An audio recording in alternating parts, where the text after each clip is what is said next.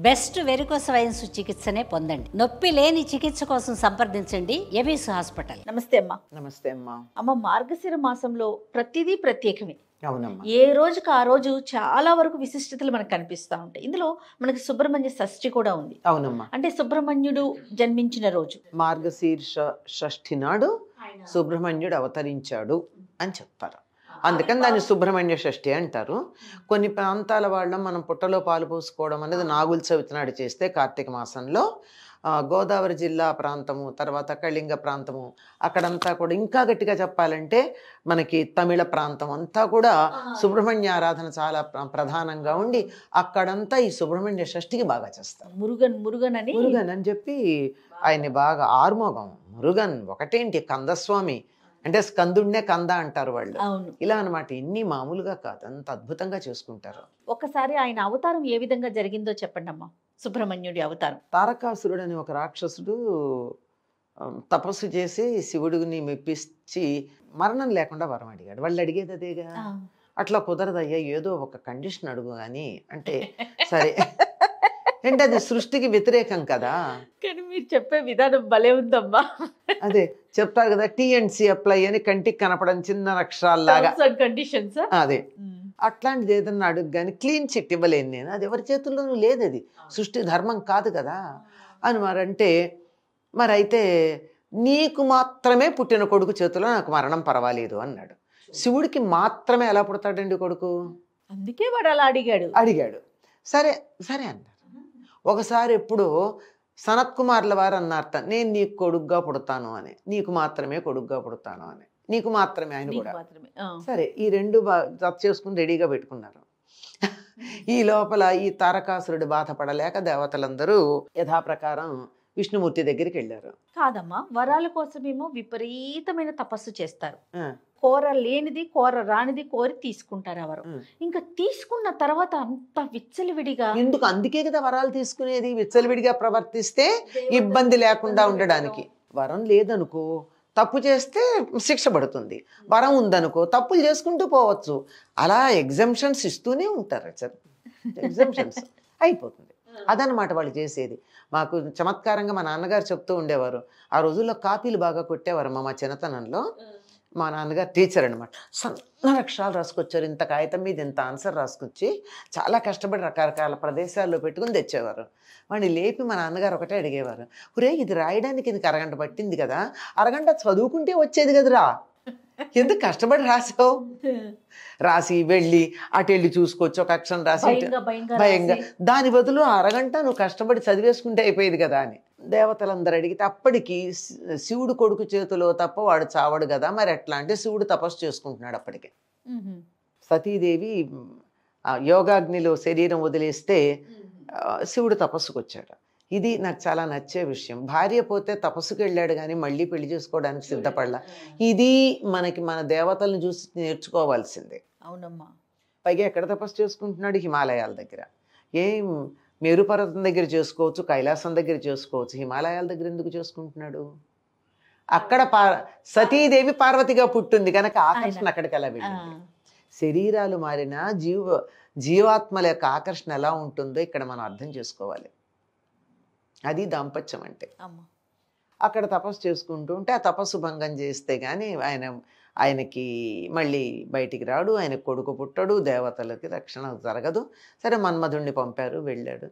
మన్మధుడు ప్రయత్నం చేశాడు కానీ మన్మధుడి ప్రయత్నానికి మన్మధుడే శరీరం పోగొట్టుకున్నాడు. ఇక్కడ నేను ఎప్పుడూ చెప్తూ ఉంటా, operation success but doctor died, not patient. Doctor died. అది అనిపోయింది. పార్వతీదేవికి అర్థమైంది ఏ బాహ్య ప్రయత్నం వల్ల కూడా శివుడు దక్కడు అని. అందుకని ఆవిడ కూడా తపస్సు చేసింది. మొత్తానికి వాళ్ళకి వివాహం అయింది. ఇది చాలా విస్తృతంగా చెప్పుకోవాల్సిన విషయం, కానీ ఇక్కడ కుమారస్వామి కనుక దాన్ని క్లుప్తంగా చెప్పుకోవడం అయ్యింది. వారు చాలా ఆనందంగా ఉన్నారు. ఆనందంగా ఉన్నప్పుడు ఎక్కువ కాలం వాళ్ళు రతిక్రీడలో సమయం గడిపారు.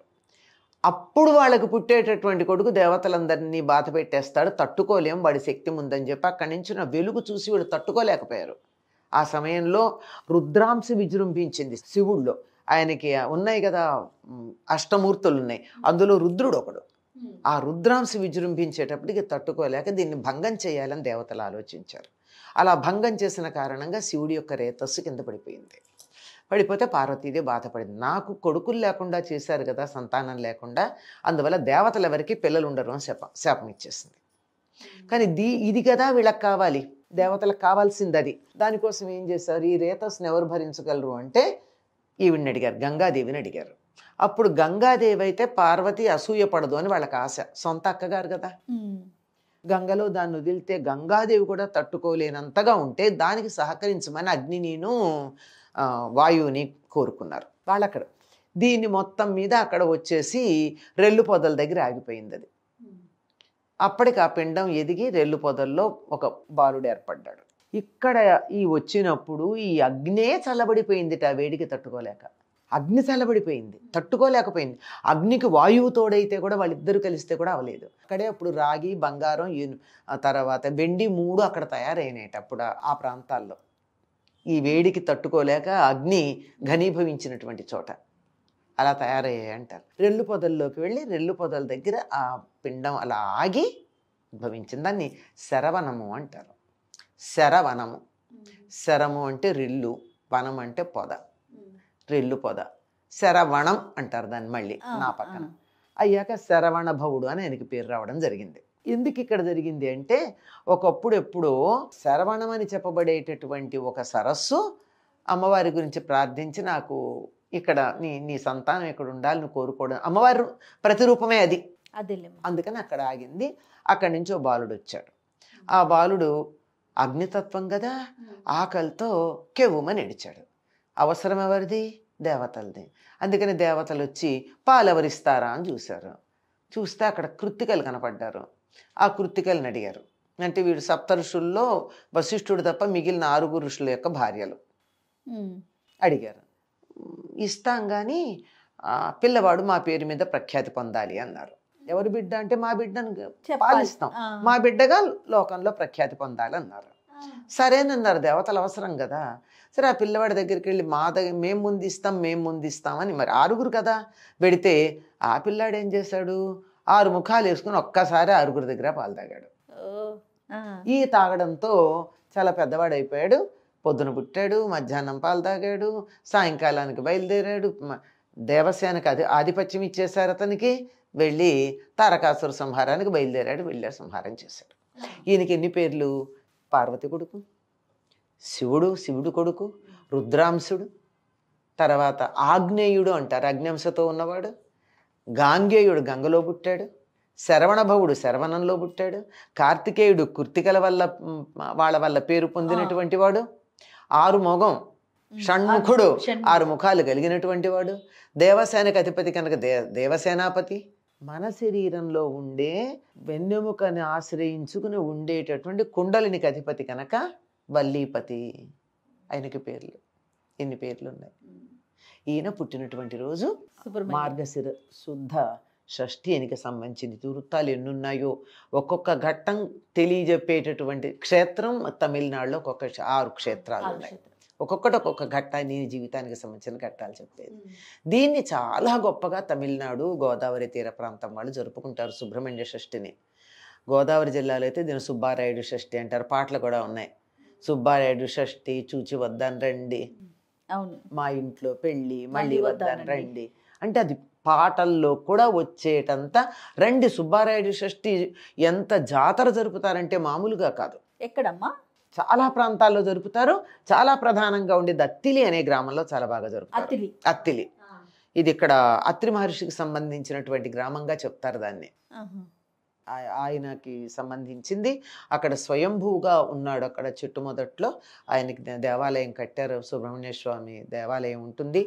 3 రోజుల పాటు అద్భుతంగా వేడుకలు జరుపుతారు, ఉత్సవాలు జరుపుతారు. ముందు రోజు, తర్వాత సుబ్రహ్మణ్య షష్ఠి తెల్లవారుదాము నుంచి జరుపుతారు.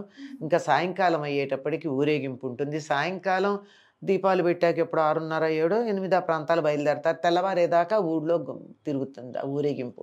ఈ ఊరేగింపులో వచ్చేటటువంటి అసలు విశేషాలు ఇన్ని అన్నీ కాదు. వేద పండితులైనా, పాటలు పాడేవాళ్ళైనా, కోలాటాలైనా, బుట్టబొమ్మలైనా, నాటకాలైనా, రకరకాల నాటకాలు వేషాలు వేసుకుని తిరుగుతూ ఉంటారు.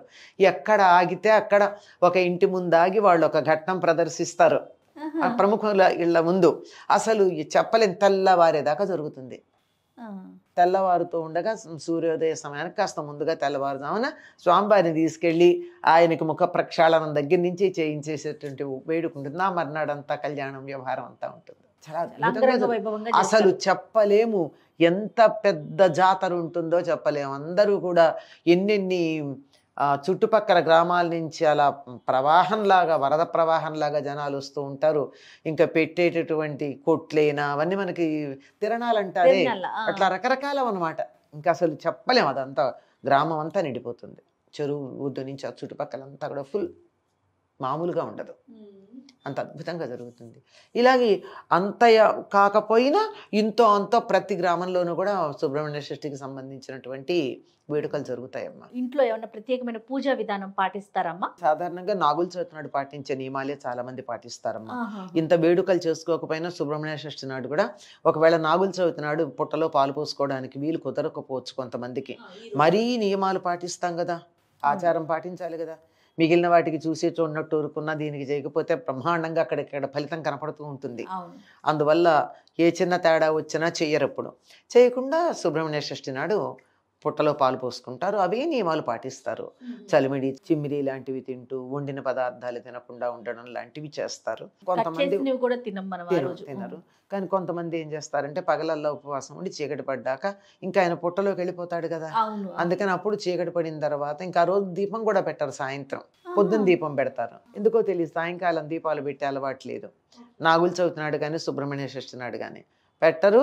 అప్పుడు కొద్దిగా ఉప్పులు కారాలు లేని చప్పిడిది ఏదన్నా చేసుకుని తింటారు. ఒకవేళ తినే దాంట్లో కూడా ఏమీ దేన్ని తరిగ్గానే అలా లేకుండా చేస్తారనమాట. ఇది సర్పారాధన మనందరికీ చాలా ప్రధానం అమ్మ. ఎందుకంటే మనం అంతా కూడా నాగజాతికి చెందిన వాళ్ళంగా చెప్తూ ఉంటారు. చేత సర్పాలను ఆరాధించడం అన్నది మామూలుగా అయితే ఏది పాముల్ని తేళ్లని ఆరాధిస్తారు, వీళ్ళంతా చెట్లని పుట్టలని ఆరాధిస్తారు భారతీయులు, అనాగరికులు అంటారు. కానీ మన శరీరంలో ఉండే శుక్రధాతువును ఆరాధించటానికి సింబాలిక్గా దీన్ని ఆరాధిస్తాం. నమస్తే. నమస్తే.